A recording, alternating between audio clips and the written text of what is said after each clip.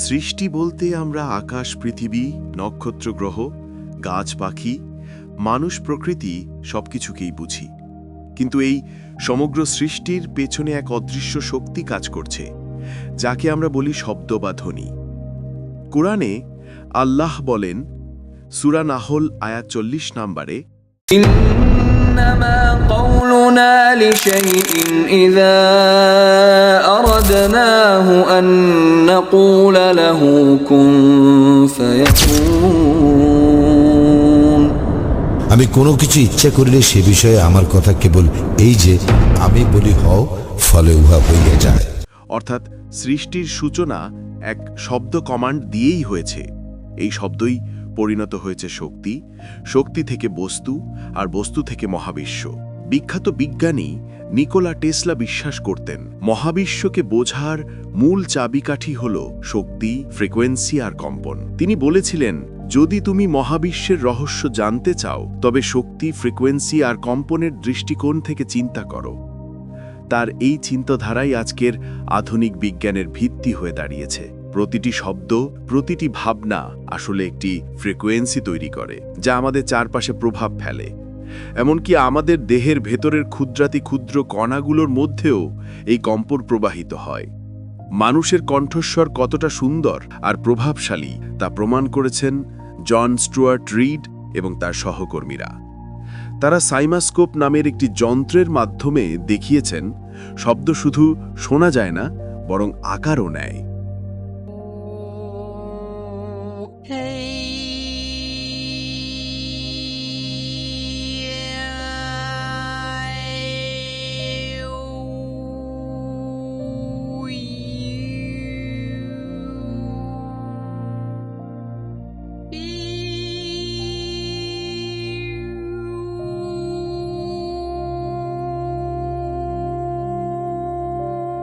শব্দ শুধু কানে শোনা একটি কম্পন নয়, এটি মহাবিশ্বের গভীরতম রহস্য উন্মোচনের চাবিকাঠি।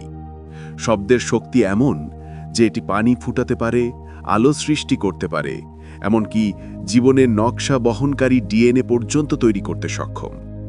শুধু তাই নয়, শব্দ আরোগ্যের মাধ্যম হয়ে ওঠে, আবার রোগ জীবাণুকেও ধ্বংস করতে পারে। আসলে শব্দই হল তড়িৎ চৌম্বক শক্তির আসল উৎস।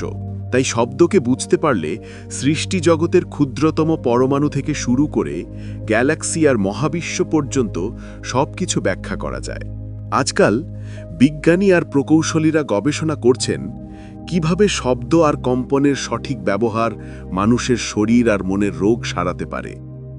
নামাজ, সাউন্ড থেরাপি বা শব্দ স্নানের মাধ্যমে দেহ আর মনকে এমন ফ্রিকোয়েন্সির সাথে মিলিয়ে নেওয়া যায়, যা স্বাস্থ্য, সুখ আর প্রাচুর্য আনে।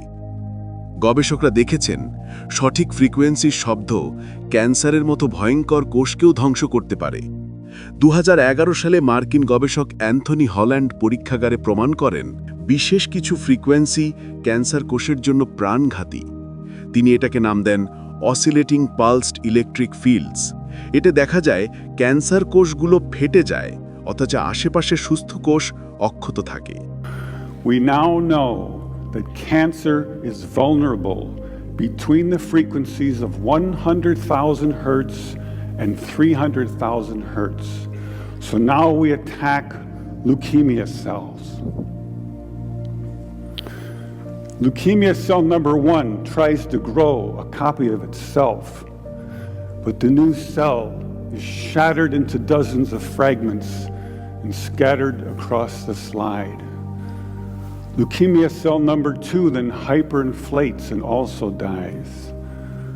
Leukemia cell number 3 then tries to make another cancer cell. The new cell is shattered and the original cell dies. 92 বছর বয়সী সাবেক স্পিটফায়ার পাইলট পিটার ডেভি দাবি করেছিলেন যে তার আবিষ্কার শব্দের শক্তি ব্যবহার করে পানি ফুটাতে পারে, কিন্তু আসলে কিভাবে এটি কাজ করে কেউই সঠিকভাবে জানে না। তিনি মারা গেছেন এবং তার সেই রহস্য সমাধি পর্যন্ত নিয়ে গেছেন, যা দুঃখজনক। আরেকজন আছেন লুক মন্টানিয়ে। 2011 সালে তিনি শব্দ ব্যবহার করে হঠাৎ করে ডিএনএ সৃষ্টি করেছিলেন। তিনি একটি টেস্ট টিউব নিলেন যাতে পানি ও ডিএনএ ছিল, আরেকটি টেস্ট টিউব নিলেন যাতে কেবল পানি ছিল। তিনি দুটো টেস্ট টিউবকে পানির মধ্যে পাশাপাশি ডুবিয়ে রাখলেন এবং 7 হার্টজ ফ্রিকোয়েন্সির শব্দে এক্সপোজ করলেন। 7 হার্টজ প্রকাশ করার ঠিক পরে খুব অল্প সময়ের মধ্যে খালি টেস্ট টিউবে ডিএনএ আত্মপ্রকাশ করে বসে। আপনারা কি জানেন এই 7 হার্টজ মানে নাম্বার 7-এর গভীরতা সম্পর্কে? আল্লাহ আকাশকে 7 স্তরে সৃষ্টি করেছেন। আল্লাহ বলেছেন সূরা আল মুলক আয়াত 3 নম্বরে তিনি 7 আসমান সৃষ্টি করেছেন স্তরে স্তরে। হাজিদের জন্য 7 বার কাবা শরীফ তাওয়াফ করা ফরজ। কোরআনে বহু জায়গায় 7 আকাশ, 7 দরজা, 7 দিন, 7টি সাগরের কথা উল্লেখ আছে এবং পৃথিবীর প্রাকৃতিক কম্পনকে বলা হয় শুমান রেজোনেন্স, যার মান প্রায় 7.83 হার্টজ। এখন আশ্চর্যের বিষয় হল মানুষের মস্তিষ্ক একই ধরনের কম্পন তরঙ্গে কাজ করে। বিশেষ করে যখন আমরা সালাত আদায় করি, গভীর চিন্তায় ডুবে যাই বা স্বপ্ন দেখি, তখন মস্তিষ্কে যে তরঙ্গ সৃষ্টি হয় তাকে বলা হয় থিটা ওয়েভ।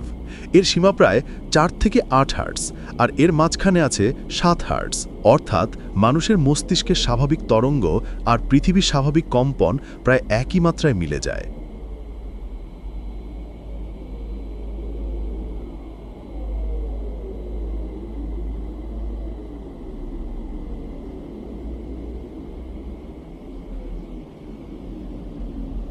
এজন্যই অনেক গবেষক বলেন এই 7 হার্টজ হল প্রকৃতির হার্টবিট।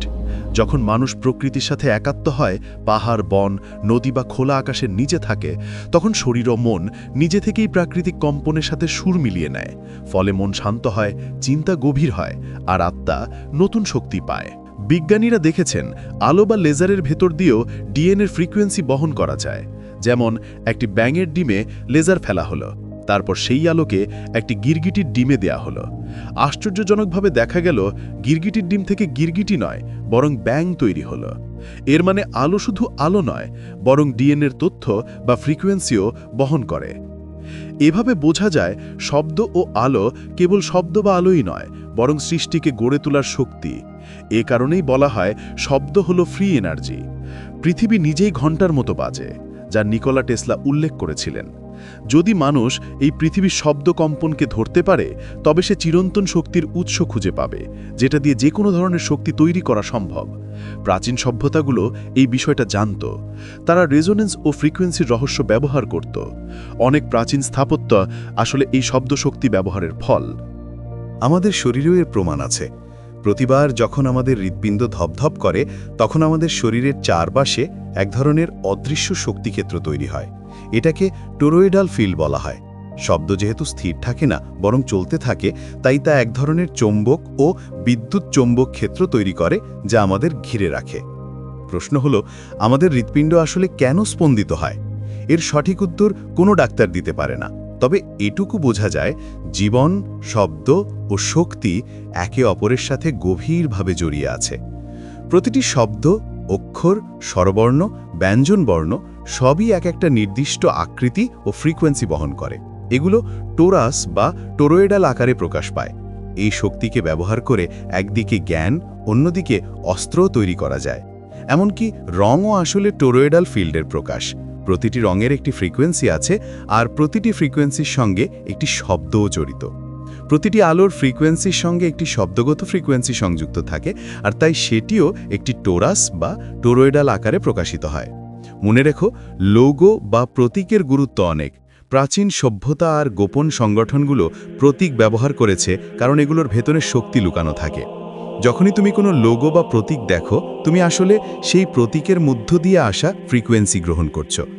আলোর তরঙ্গ থেকে আসা শব্দ ফ্রিকোয়েন্সি তোমার উপর প্রভাব ফেলে। তাই ভেবো না যে এগুলো কেবল সাধারণ ছবি বা চিহ্ন, এগুলোর প্রভাব নেই। একটা প্রতীক বা ছবির প্রভাব তোমার উপর ঠিক ততটাই শক্তিশালী যতটা একটা শব্দের ফ্রিকোয়েন্সি। আর যখন শব্দ আর ছবিকে একত্র করা হয়, তখনই তার প্রভাব আরও গভীর হয়। এজন্যই সিনেমা এত শক্তিশালী মাধ্যম, কারণ সেখানে শব্দ আর ছবি দুটোই একসাথে তোমার ভেতরে প্রবেশ করে। আমরা ধীরে ধীরে এমন এক অবস্থায় চলে যাই যেখানে আমাদের মস্তিষ্ককে হিপনোটাইজ করে দেওয়া হয়, আমাদেরকে প্রোগ্রাম করে এমনভাবে যে আমরা ওদের বানানো ভ্রমকেই সত্য বলে বিশ্বাস করি। আল্লাহর এক অনন্য সৃষ্টি।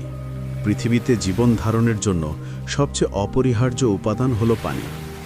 পানি শুধু আমাদের তৃষ্ণা মেটায় না, এটি পুরো পৃথিবী ও জীবনের সঙ্গে গভীরভাবে যুক্ত। আল্লাহ সুবহানাহু ওয়া তাআলা কোরআনে বলেছেন, أولم ير الذين كفروا أن السماوات والأرض كانتا رتقا ففتقناهما وجعلنا من الماء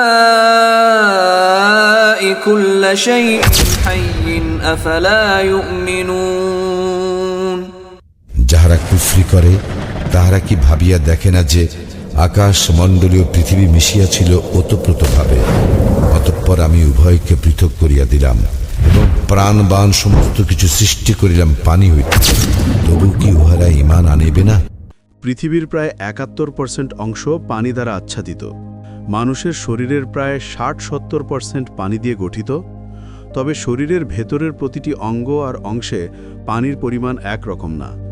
যেমন রক্তে 83% পানি আছে, হৃৎপিণ্ডে 79% পানি আছে, হাড়ে 22% পানি আছে, পেশিতে 75% পানি আছে, লিভারে 86% পানি আছেন এবং কিডনিতে 83% পানি আছে। তাই পানি শুধু শরীরকে টিকিয়ে রাখে না, বরং আমাদের চিন্তা, আবেগ ও পরিবেশের সঙ্গেও সাড়া দেয়। আল্লাহ সুবহানাহু ওয়া তাআলা সূরা লুকমানের আয়াত নম্বর 19-এ বলেছেন, তুমি চলাফেরায় সংযত থাকো এবং তোমার কণ্ঠস্বর নিচু করো। নিশ্চয়ই কণ্ঠস্বরের মধ্যে সবচেয়ে বিরক্তিকর হল গাধার ডাক। আল্লাহ সুবহানাহু ওয়া তাআলা কেন কণ্ঠস্বর নিচু করার কথা বলেছেন জানেন? প্রফেসর কোরতকবের গবেষণাগারে মানুষের আবেগ পানির উপর কী প্রভাব ফেলে তা নিয়ে বহু পরীক্ষা করা হয়। একদল মানুষকে একটি পানি ভর্তি ফ্লাস্কের সামনে বসানো হলো। প্রথমে তাদেরকে বলা হলো ভালোবাসা, মমতা আর যত্নের মতো ইতিবাচক অনুভূতি প্রকাশ করতে। এরপর সে ফ্লাস্ক সরিয়ে আরেকটি ফ্লাস্ক রাখা হলো এবং এবার তাদের বলা হলো ভয়, আক্রমণাত্মক ভাব আর ঘৃণার মতো নেতিবাচক আবেগ প্রকাশ করতে। ফলাফল দেখা গেল দুটি পানির নমুনার ভেতরে স্পষ্ট পার্থক্য তৈরি হয়েছে। ভালোবাসা পানির শক্তি বাড়িয়েছে ও পানিকে স্থিতিশীল করেছে, আর ঘৃণা ও আক্রমণাত্মক আবেগ পানির শক্তি কমিয়ে দিয়েছে এবং গঠনে নেতিবাচক পরিবর্তন এনেছে। ডাক্তার মাসারু ওমোতোর গবেষণাগারে পানি বিভিন্ন প্রভাবের মধ্যে রাখা হয় এবং দ্রুত হিমায়িত করে তার প্রতিক্রিয়া ছবি আকারে ধারণ করা হয়। মাইক্রোওয়েভেনে গরম করা পানির স্ফটিক অগোছালো হয়। মোবাইল ফোনের বিকিরণে পানির গঠন নষ্ট হয়। কেউ যদি পানিকে ধন্যবাদ বলে, তার গঠন হয় সুন্দর স্ফটিকের মতো। আর যদি বলা হয় তুমি জঘন্য, তবে পানি বিকৃত আকার নেয়। ডাক্তার এমতো আরেকটি যুগান্তকারী পরীক্ষা চালান। তিনি 3টি কাচের বাটিতে চাল ভরে তার উপর পানি ঢাললেন। তারপর 1 মাস ধরে প্রতিদিন প্রথম বাটিকে বললেন ধন্যবাদ, দ্বিতীয় বাটিকে বললেন তুমি বোকা, আর তৃতীয় বাটিকে একেবারে উপেক্ষা করলেন।